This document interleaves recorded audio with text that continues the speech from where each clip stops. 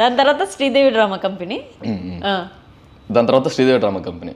ఒకరోజు కాల్ వచ్చింది Sridevi drama company నుంచి, ఇట్లా కాల్ వచ్చింది, ఇట్లా అంటే తెలిసింది వేరే కొరియోగ్రాఫర్తో. నేను అన్నా అనమాట, అంటే ఆ మైకల్ అని చెప్పి కొరియోగ్రాఫర్ శ్రీదేవి డ్రామా కంపెనీలో చేస్తుంటారు, ఆయన నా ఫ్రెండ్ అనమాట, మైకల్ అనే అతను కొరియోగ్రాఫర్. సో నేను ఇలా కూర్చున్నప్పుడు అలా తెలిసింది, అందరికి తెలిసింది ఇలా ఇస్తున్నాడు ఆకాశ్ అని చెప్పి తెలిసింది.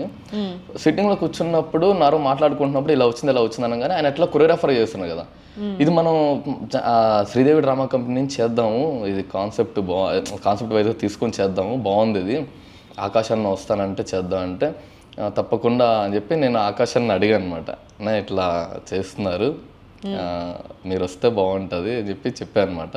వెంటనే అన్న హ్యాపీగా వచ్చి నన్ను అక్కడ నేను ఇస్తున్న సాంగ్ తనకని చెప్పి నా గురించి ఒక 4 మాటలు చెప్పి నేను చాలా లక్కీగా ఫీల్ అవుతాను దానికి. నేను అసలు అనుకోలేదు అసలు అలా జరుగుతుందని, చాలా లక్కీగా ఫీల్ అవుతాను నేనైతే దానికి.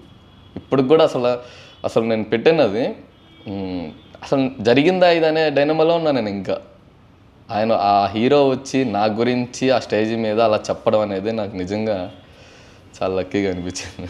ఇప్పటికి నీకు హ్యాపీ టీయర్స్ వస్తున్నట్టున్నాయి. అసలు అంటే అనుకోలేదండి, నార్మల్గా ఊర్లో ఉన్నాం చేస్తున్నాం. తర్వాత ఎన్టీఆర్ సార్ నాకు బాగా ఇన్స్పిరేషన్ అనమాట.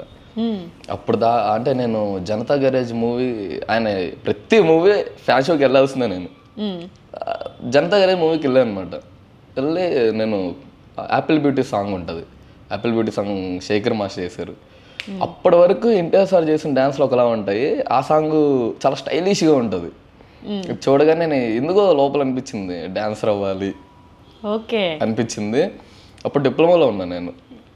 ఏంటి పైనుంచి దిగి వచ్చా యాపిల్ బ్యూటీ, నుంచి దిగి వచ్చావా యాపిల్ బ్యూటీ, అది ఆ సాంగ్ చూసి కొరియోగ్రఫీ స్టార్ట్ అయింది మీకు? ఆ సాంగ్ చూసి డాన్సర్ అవ్వాలనుకున్నా. సారీ, డాన్సర్ అవ్వాలనుకున్నా. అప్పుడు నాకు డాన్స్ రాదు. సో డాన్సర్ అవ్వాలనుకున్నాను. అవ్వాలంటే ఏంటని అలా చేస్తున్నప్పుడు అక్కడ వేరే నెల్లూరులో స్టూడియోలు ఉండేవి అనమాట, ఈవెంట్స్ చేసేవాళ్ళు. అక్కడ నేను జాయిన్ అయ్యి నేర్చుకొని ఒక 1-2 మంత్స్ అలా అయిన తర్వాత వాళ్ళే నువ్వు బాగా ఇంప్రూవ్ అవుతావు, చాలా బాగా చేస్తున్నావు, చాలా బాగా కష్టపడుతున్నావు, హైదరాబాద్కి వెళ్తే బాగుంటుంది, మాస్టర్ల దగ్గర బాగుంటుంది అంటే హైదరాబాద్ వచ్చేసాను అనమాట. హైదరాబాద్ వచ్చేసి ఇంకా ఆ సాంగ్ ఇన్స్పిరేషన్ తీసుకుని వచ్చేసాను నేను. ఇంకా